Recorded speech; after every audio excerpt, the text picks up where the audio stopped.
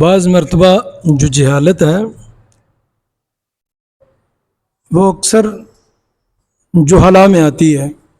وہ کسی گاؤں کا واقعہ لکھتے ہیں کہ ایک قاری صاحب تراویح پڑھایا کرتے تھے، قرآن تو ان کو یاد نہیں تھا بالکل، بہرحال جو گردانے عربی کے اندر انہیں یاد تھیں، ضرب یضرب ضربا فذاک مضروب لم یضرب لم یضرب ان اللہ علی کل شیء قدیر علیم خبیر، بس جو عربی تھی ان کو آتی تھی جناب، وہ پڑھتے رہتے تھے پڑھتے تھے۔ اب جو حالات ہے، بہرحال اس تراویح کے اندر ان کی ٹھیک ٹھاک کمائی بھی ہو جاتی تھی، لاکھوں روپے ان کو مل جاتے تھے۔ تو ایک دن کوئی عالم آ گیا پیچھے، اس نے لقمے دینا شروع کر دیے۔ ظاہر ہے وہ آگے تو ایسے ہی دیاڑے لگا رہا تھا، اب لقمے جب آنے شروع ہوئے تو اس نے کہا یہ تو کام خراب ہے۔ اس نے کہا یا شیخ اسکت نصف لی و نصف لک، وہ شیخ خاموش ہو جا، ادھے تیرے ادھے میرے۔